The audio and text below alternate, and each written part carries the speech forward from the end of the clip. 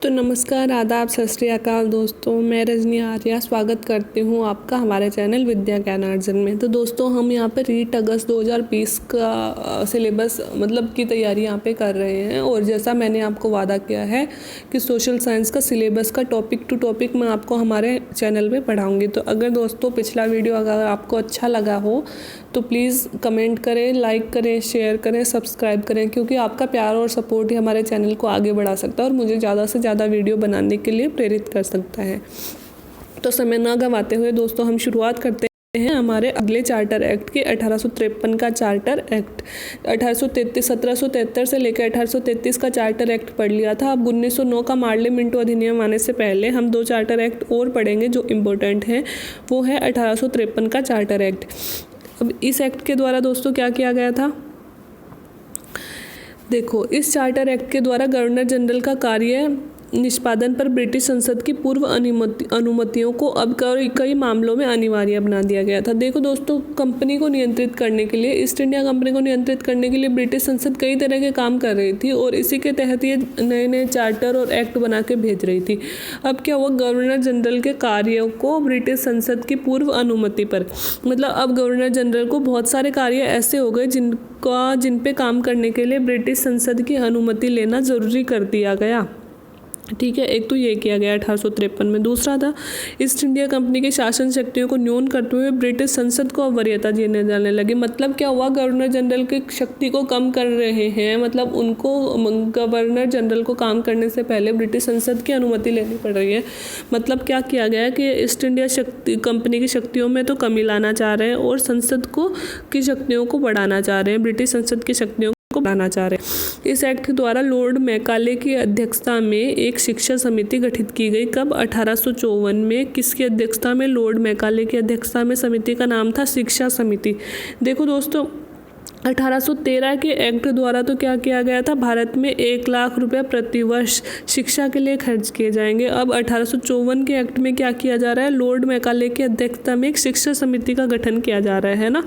और तो ये बहुत पूछते हैं कि शिक्षा समिति जो गठित की गई थी वो किसकी अध्यक्षता में गठित की गई थी और कब गठित की गई थी। तो लॉर्ड मैकाले की अध्यक्षता में गठित की गई थी 1854 को।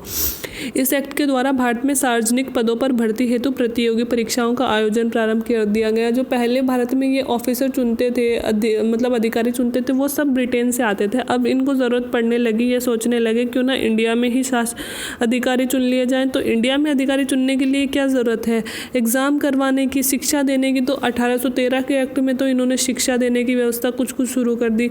और अब इन्होंने क्या किया कि भारत में प्रतियोगी परीक्षाओं का आयोजन करवाया जाने लगा। कब से? 1833 के एक्ट से प्रतियोगी परीक्षाएं शुरू कर दी गई। ठीक है, भारत में ईस्ट इंडिया कंपनी के दोहरे मापदंड और शोषणकारी दमन चक्र के चलते व्यापक असंतोष उपज रहा था। देखो 1833, 1773 ये सब रेगुलेटिंग एक्ट कंपनी को नियंत्रित करने के लिए आ रहे थे, लेकिन संसद को यह पता चल रहा था, वहाँ तक ये सूचनाएं पहुँच रही थी कि भारत में बहुत सारी जगह विद्रोह हो रहे हैं, दंगे हो रहे हैं, कंपनी का विरोध किया जा रहा है। तो दमन चक्र और असंतोष लगातार उपज रहा था। ईस्ट इंडिया कंपनी का दमन चक्र बढ़ता जा रहा था और भारत में असंतोष उपज रहा था। इस एक्ट ने क्या किया, ब्रिटिश संसद को आगामी 20 वर्षों के लिए नहीं बढ़ाया। देखो पहले अपन ने पढ़ा था कि हर एक्ट को 20-20 वर्षों के लिए जारी किया जा रहा है, लेकिन अब संसद को पता चल रहा है कि गड़बड़ बढ़ रही है, ईस्ट इंडिया कंपनी का शासन करना मुश्किल हो रहा है। तो उन्होंने क्या किया, अब इस एक्ट को 20 वर्षों के लिए आगे नहीं बढ़ाया। तो उन्हें कुछ अंदाज़ा होने लग गया था कि स्थिति गड़बड़ होने वाली है। तो 1873 में एक तो शिक्षा समिति गठित की गई, संसद के अधिकार को बढ़ा दिया गया, गवर्नर जनरल की शक्तियां थोड़ी कम कर दी गई और एक्ट को 20 वर्षों के लिए लागू नहीं किया गया। अब दोस्तों हम पढ़ते हैं 1858 का भारत शासन अधिनियम। तो 1858 का अधिनियम बहुत मेन है दोस्तों, क्योंकि इस अधिनियम को good governance act of India भी कहते हैं। क्या कहते हैं? गुड गवर्नेंस एक्ट कहते हैं इस अधिनियम को। तो ये याद रखना कि एक ही अधिनियम ऐसा आया था जिसे गुड गवर्नेंस एक्ट कहते हैं। वो कौन सा अधिनियम था? 1858 का अधिनियम। इस अधिनियम के द्वारा भारत से ईस्ट इंडिया कंपनी के शासन की समाप्ति हो गई और अब सीधे भारत में ब्रिटिश क्राउन का क्राउन या फिर संसद का शासन प्रत्यक्ष रूप से प्रतिस्थापित हुआ। देखो 1857 में क्या हुआ, 1853 का एक्ट आया जिसमें 20 वर्षों की अनुज्ञा पत्र कंपनी को नहीं दिया संसद ने। अब 1857 में क्या हुआ, 1857 में भारत में बहुत बड़ी क्रांति हुई।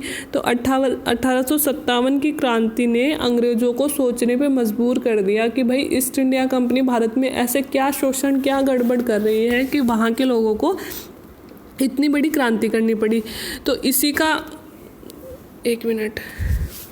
इसी का नतीजा दोस्तों ये हुआ कि ईस्ट इंडिया कंपनी के शासन को अब समाप्त कर दिया गया और उसकी जगह क्या होगा, ब्रिटिश क्राउन का शासन प्रारंभ हो गया। अब ब्रिटिश क्राउन भारत में शासन करेगा, मतलब अब प्रत्यक्ष भारत में शासन पर अधिकार ब्रिटिश क्राउन अर्थात वहाँ के संसद का होगा। 1 नवंबर 1958 को लॉर्ड कनिंग द्वारा इलाहाबाद दरबार में साम्राज्य की ओर से यह घोषणा करी गई। तो भारत में इलाहाबाद दरबार लगाया गया और उसमें 1 नवंबर 1858 को ये भी पूछते हैं कि यह घोषणा किसके द्वारा की गई, लॉर्ड कनिंग के द्वारा की गई। अब गवर्नर जनरल को वायसराय के पदनाम से संबोधित किया जाने लगा। देखो दोस्तों, पहले गवर्नर होता था, 1773 के एक्ट में उसे गवर्नर जनरल बना दिया गया। फिर 1833 के एक्ट में उसे क्या किया गया, संपूर्ण भारत का गवर्नर बना दिया गए। 1858 के एक्ट के द्वारा गवर्नर जनरल को वायसराय बना रहे हैं, वायसराय के पदनाम से संबोधित किया जाने लगा। जब वह ब्रिटिश संसद के प्रतिनिधियों के रूप में भारत के ब्रिटिश प्रांतों का शासन देखता था तो वह गवर्नर जनरल कहलाता था, लेकिन जब वह ब्रिटिश साम्राज्य के प्रतिनिधि के रूप में भारत की देशी रियासतों का शासन देखता था तो वह वायसराय कहलाता था। देखो, 2 तरह के नामों से पुकारा जाता था। वो ब्रिटिश संसद के एक प्रतिनिधि, मतलब एक ब्रिटिश संसद के कोई कर्मचारी के रूप में अगर वह ब्रिटिश प्रांतों का शासन देख रहा है तब तो वह गवर्नर जनरल कहलाएगा, लेकिन जब वह ब्रिटिश साम्राज्य मतलब वहाँ की महारानी के रूप में देशी रियासतों मतलब यहाँ के राजे उनका शासन देख रहा है उस समय वो वायसराय कहलाएगा। और भारत का पहला वायसराय कौन बना दोस्तों, लॉर्ड कनिंग भारत का पहला वायसराय बना। ये बहुत पूछते हैं कि भारत का पहला वायसराय कौन था, लॉर्ड कनिंग था। इस एक्ट के द्वारा गवर्नर जनरल की परिषद को समाप्त करते हुए उसके स्थान पर 15 सदस्यों वाले भारत परिषद का निर्माण किया गया, जिसकी अध्यक्षता भारत मंत्री और सचिव करता था। अब क्या किया गया, जो गवर्नर जनरल की परिषद बनाई गई थी 1773 के रेगुलेटिंग एक्ट में, उसे खत्म कर दिया गया और उसके स्थान पर क्या किया गया, भारत परिषद का निर्माण कर दिया गया। और भारत परिषद में 15 सदस्य होते थे और इसकी अध्यक्षता कौन करेगा, भारत मंत्री और भारत सचिव करेगा। तो दोस्तों ये एक नया पद का निर्माण किया गया जिसे भारत मंत्री और भारत सचिव का नाम दिया गया। और ये भारत मंत्री कौन होगा, भारत मंत्री जो कि ब्रिटिश संसद का सदस्य होता था, ब्रिटेन में भारत संबंधी मामलों का विनिश्चय करता था और भारत के गवर्नर जनरल और भारत के सचिव के माध्यम से यह कार्य करता था। कौन होता था यह भारत मंत्री ब्रिटेन में संसद का सदस्य होता था, मतलब वहाँ का सांसद होता था जो ब्रिटेन में भारत के मामलों का निर्णय करता था, मतलब वहाँ बैठ के भारत संबंधी मामलों पर विचार करता था। और काम किसके माध्यम से करता था, गवर्नर जनरल के माध्यम से काम करता था। अंतिम रूप से ये ब्रिटिश क्राउन के प्रति उत्तरदायी था, मतलब महारानी के प्रति उत्तरदायी था। और भारत के पहले मंत्री किसे बनाया गया, भारत मंत्री का पद किसे बना दिया गया, जॉर्ज वुड को। भारत मंत्री की सेवा शर्तें ब्रिटिश संसद ही तय करती थी, लेकिन उसका वेतन भारत के राजस्व से निर्धारित किया जाता था। देखो अब अंग्रेज कितने चालाक थे, उसकी सेवा शर्तें, वो कहाँ नियुक्त हो रहा है, काम कहाँ से कर रहा है, वो सब तो ब्रिटिश संसद कर रही है, लेकिन क्या कर रहे हैं, उसको राजस्व मतलब उसको पैसे कहाँ से दे रहे हैं, उसकी तनख्वाह कहाँ से जा रही है, वो भारत से जा रही है। अब बीओडी और बीओसी को कार्य निष्पादन की शक्ति भारत परिषद को दे दी गई थी, मतलब जो बीओडी और बीओसी 1784 के पीट्स इंडिया एक्ट से बनाए गए थे उनको ख़त्म कर दिया गया, क्योंकि उनका काम अब कौन कर रहा है, भारत मंत्री कर रहा है। ठीक है, तो ये हो गया 1853 का रेगुलेटिंग एक्ट। 1800 इसे भारत शासन अधिनियम बोलते हैं, गुड गवर्नेंस एक्ट भी कहते हैं। क्या क्या हुआ इसमें, बहुत मैंने दोस्तों अच्छे से बता रही हूँ।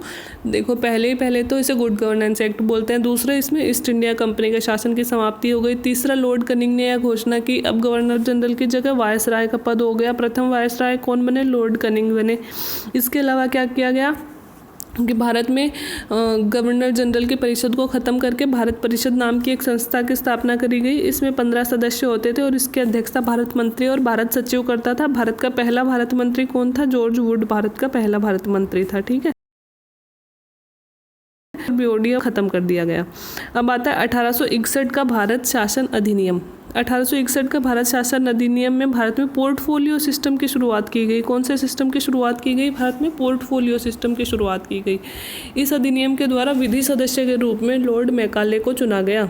और इस अधिनियम में गवर्नर जनरल को अध्यादेश करने की शक्ति दी गई तथा भारत परिषद के सदस्यों का वेतन भी भारत के से ही देना शुरू कर दिया गया, सुनिश्चित कर दिया गया। देखो क्या क्या हुआ, एक तो पोर्टफोलियो सिस्टम की शुरुआत हुई 1861 में, दूसरा विधि सदस्य चुना गया, कौन, लॉर्ड मैकाले, तीसरा गवर्नर जनरल को अध्यादेश, जो आज हमारे राष्ट्रपति और राज्यपाल को अध्यादेश जारी करने की शक्ति है ना, वो गवर्नर जनरल को दे दी गई।